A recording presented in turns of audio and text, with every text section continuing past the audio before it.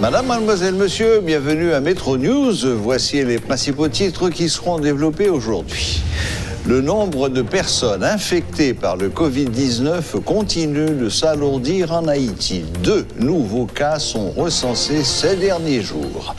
Le bilan se chiffre donc désormais à 76 cas confirmés, 8 personnes guéries et 6 décès. La police nationale annonce l'ouverture d'une enquête après les violences perpétrées lundi dans la région métropolitaine par un groupe de policiers contestataires. Le porte-parole de la police, Michel-Ange Louis-Jeune, affirme que les policiers ayant eu des comportements délictueux seront identifiés et sanctionnés. La capitale haïtienne est plongée dans le noir depuis plusieurs jours. Selon les responsables de l'EDH, des problèmes techniques enregistrés sur le réseau sont à l'origine de ce blackout général.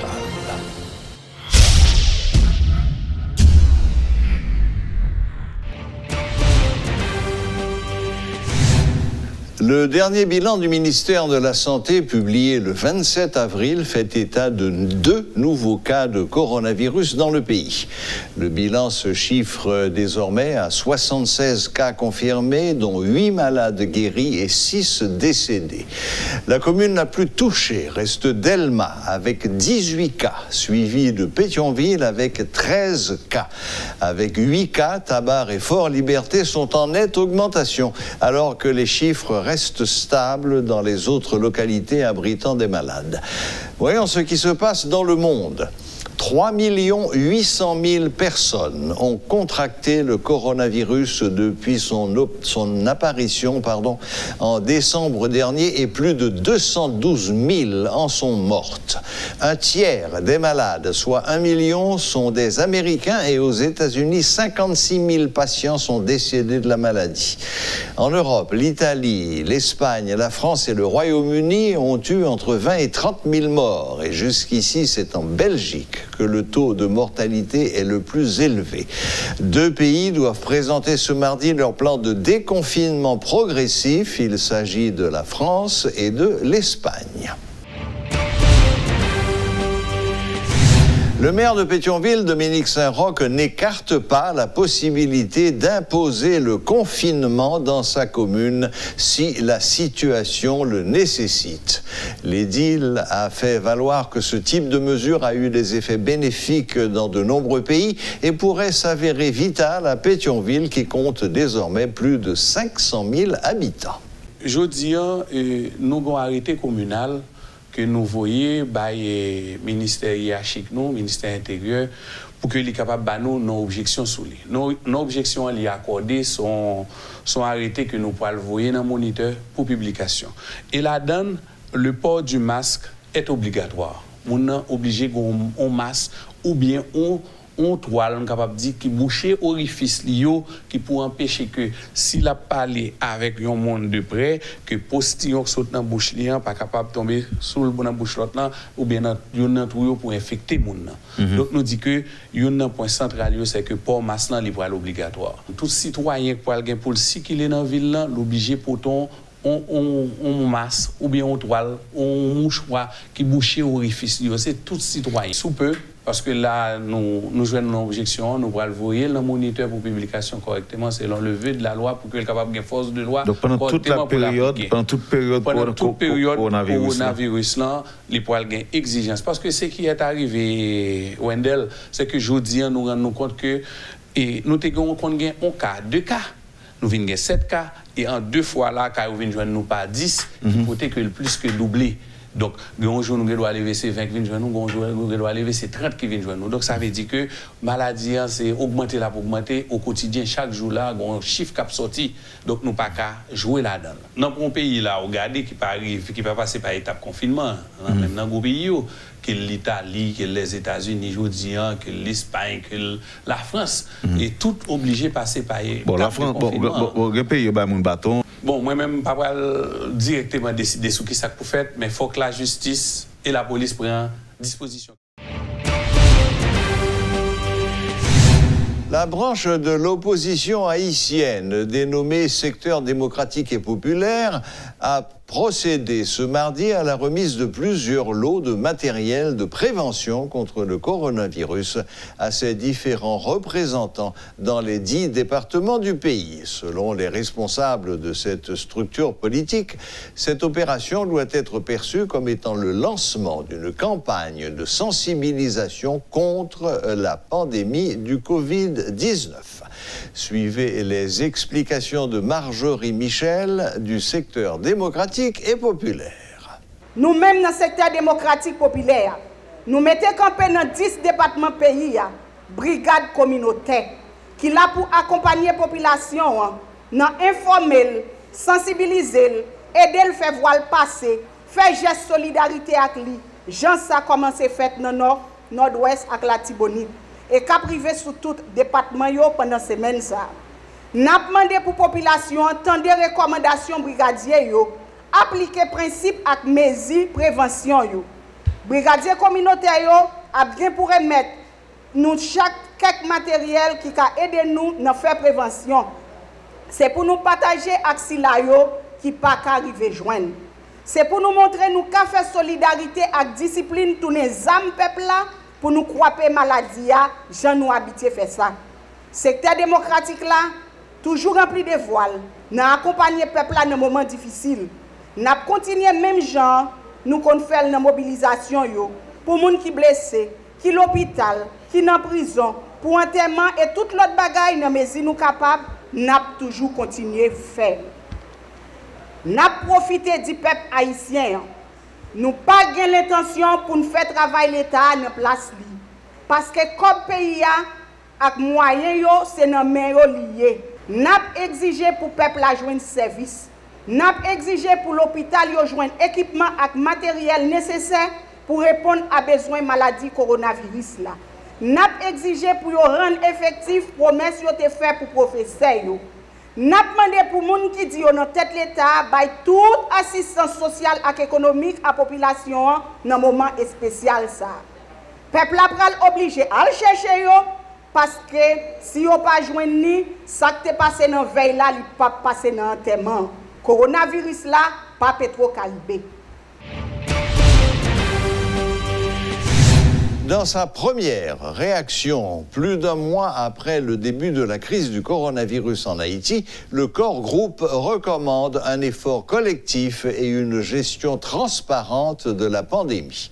Le Corps Groupe, composé de la représentante spéciale du secrétaire général des Nations Unies, des ambassadeurs d'Allemagne, du Brésil, du Canada, d'Espagne, des États-Unis d'Amérique, de France et de l'Union européenne, ainsi que du représentant spécial de l'Organisation des États américains, exprime sa solidarité envers le peuple haïtien. Il donne l'assurance que les États et organisations regroupés en son sein travaillent aux côtés du peuple haïtien et de son gouvernement pour accroître les capacités de test du système médical du pays. Par ailleurs, le Corps Groupe encourage le gouvernement haïtien à mettre pleinement en œuvre les mesures adoptées afin de réduire le taux de détention préventive prolongée et ainsi prévenir une prorogation du virus en milieu carcéral. Enfin, le Corps Groupe appelle à l'unité et à la transparence pour affronter la crise sanitaire. Je cite, « Ce n'est qu'au travers d'un effort collectif et concerté, ainsi que d'une gestion inclusive et transparente de l'épidémie qu'Haïti parviendra à minimiser l'impact de cette crise sur le peuple haïtien. » Fin de citation. 24 heures après les dégâts causés par les policiers du groupe 509 Fantôme dans les locaux de certaines institutions publiques, les activités sont au point mort. Absence des employés, réparation de manière sommaire des barrières défoncées et renforcement du dispositif de sécurité. Tel a été le constat d'une équipe de métropole visitant ces lieux ce mardi 28 avril. Aucun responsable n'a voulu s'exprimer sur ce qui s'est vraiment passé. Suivez ce reportage de Marvins Pierre. Il est 11h du matin. La longue file de véhicules habituellement remarquée devant le bureau central de l'ONASUR d'Elma est absente. Les petits commerçants de la zone en profitent pour mieux étaler leurs produits. À l'entrée principale, les dommages sont à peine visibles sur la barrière. Seuls quelques membres du petit personnel sont remarqués, ainsi que des agents de sécurité. Sans l'aval d'un responsable, difficile d'aller plus loin. Ainsi, impossible de s'assurer de l'étendue des dégâts. Toujours à Delma, au centre de réception et de livraison de documents d'identité, CRLDI, situé à Delma 31, institution également victime lundi des exactions des policiers mécontents, la situation est pratiquement identique. Les employés ne sont pas à leur poste et les activités habituelles sont suspendues. Toutefois, une dizaine de policiers appartenant à l'UDMO sont sur place pour éviter d'éventuelles récidives des 509 fantômes. À l'annexe du ministère de l'économie et des finances, située à l'avenue Charles Sommer, où plusieurs véhicules ont été incendiés la veille, l'accès au bâtiment est interdit. Des ferronniers s'affairent à réparer la barrière endommagée lors de l'assaut des protestataires. Les agents de sécurité se trouvant à l'entrée indiquent que les responsables sont absents. Ils ont reçu l'ordre de ne laisser aucun journaliste filmer ou prendre des clichés des carcasses de véhicules incendiés. Malgré plusieurs tentatives, vérifier l'étendue des dégâts dans les espaces saccagés lundi s'avère impossible. Comme au centre de réception et de livraison des documents, des policiers de la BIM sont présents pour renforcer la sécurité de l'édifice. Ce 28 avril, plusieurs patrouilles policières étaient remarquées dans les environs des bureaux ciblés lundi par les policiers du groupe 509 Fantômes. Il faut toutefois souligner que les protestataires qui réclament 50 000 gourdes minimum de salaire mensuel et 25 000 gourdes de frais ont juré qu'ils n'arrêteront leur mouvement que lorsqu'ils auront obtenu entière satisfaction.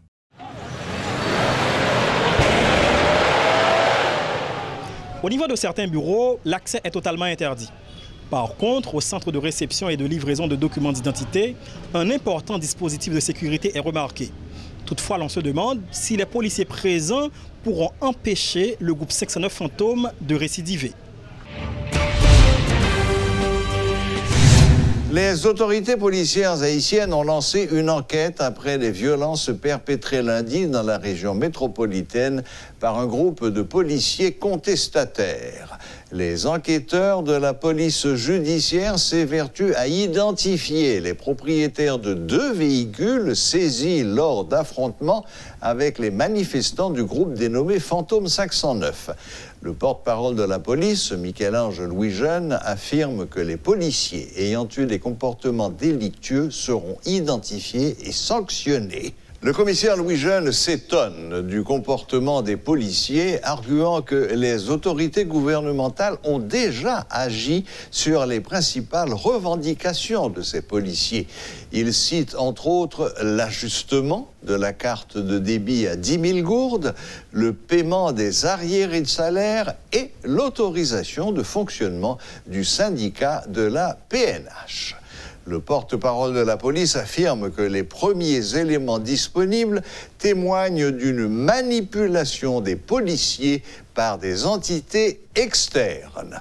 L'enquête permettra de faire la lumière sur les événements, dit-il, assurant que les forces de police régulières interviendront pour rétablir l'ordre. Des citoyens du village Solidarité posent un ensemble de conditions avant de faciliter la construction d'un centre d'isolement pour des personnes atteintes du coronavirus à l'hôpital Bernard-Meuse. Lors d'une visite de métropole, les interrogés s'inscrivent en faux contre les allégations laissant croire que ce centre hospitalier subit des menaces de leur part. Certains autres sont plus tranchants dans leurs témoignages. Ils protestent contre cette initiative et y voient même une source de contamination. Rudolf Pierre-Louis s'est rendu sur les lieux. Suivez son reportage. Des allégations relatives à l'interdiction de la mise en place d'un espace d'isolement à l'hôpital Bernard-Meuse sont d'actualité. Des citoyens du village Solidarité, l'endroit où se situe ce centre hospitalier, seraient à l'origine. Nous sommes à leur rencontre.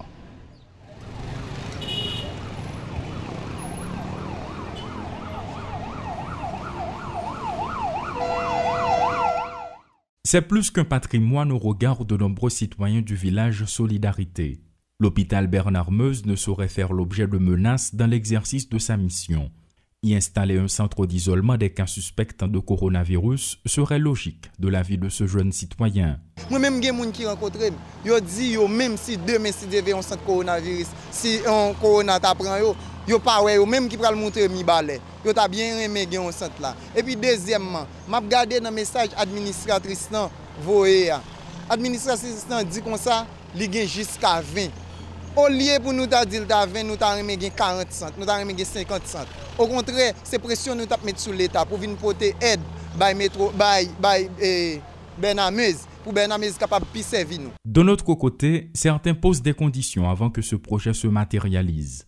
En raison de la densité de la population dans cette zone et de l'insalubrité qui y règne, ce professionnel n'y va pas par 4 chemins. Nous pas dit nous contre ce coronavirus là, mais nous estimons qu'on ensemble de normes, un ensemble de principes, surtout ça qui est lié avec question vie moun.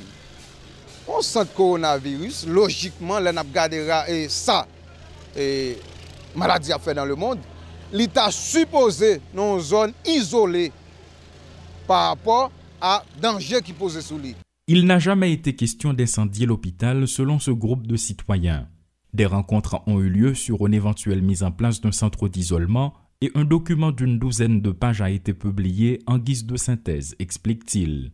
Ces jeunes habitants du village en solidarité estiment que leur position a été mésinterprétée. Nous n'avons pas aucun problème. Si je dis Bernamez, rechita sous bagay yo. Nous dit nous pral rencontrer avec population, nous prend bâton pèlerin nous pour nous dire jodi Bernamez comprendre ensemble des revendications nous en nous tourner sur idéa, même gens yo même yo te prend décision yo te tourner sur idéa, là nous te dit pas besoin. Jodi là centre là là pas population, c'est parce que nèg yo estimé tout ça qui dit dans recherche yo et puis dans prérequis nous yo estimé yo lourable, yo agréable, eh ben yo dit yo fait bac par rapport à la décision, mais population par contre on sait coronavirus qui t'a bon pour yo, qui t'a bon pour Haïti.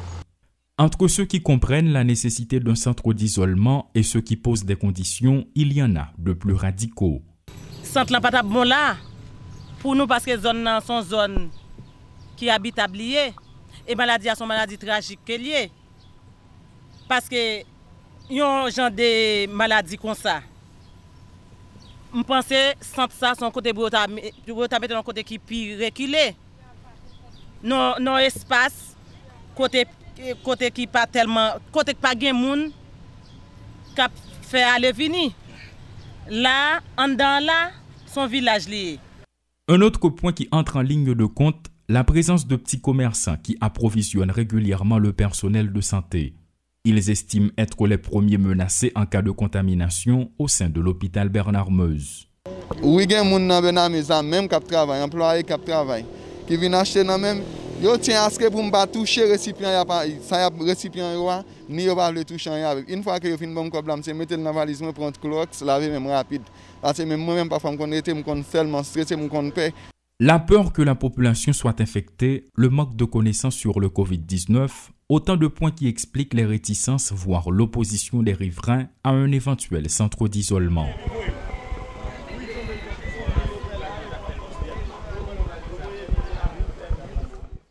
La peur que d'autres personnes soient infectées, le manque de sensibilisation sur la maladie, autant d'arguments avancés par les interrogés. En revanche, les responsables de cet hôpital vont-ils céder aux caprices des citoyens de la zone ou vont-ils continuer à fournir des soins que des cas particuliers nécessitent? Ce qui est d'ailleurs une mission principale dans le code déontologique du métier. Claude Désian et Rudolphe Pierre-Louis. Voilà, la boucle est bouclée. Merci de nous rester fidèles et à la prochaine, même heure, même chaîne.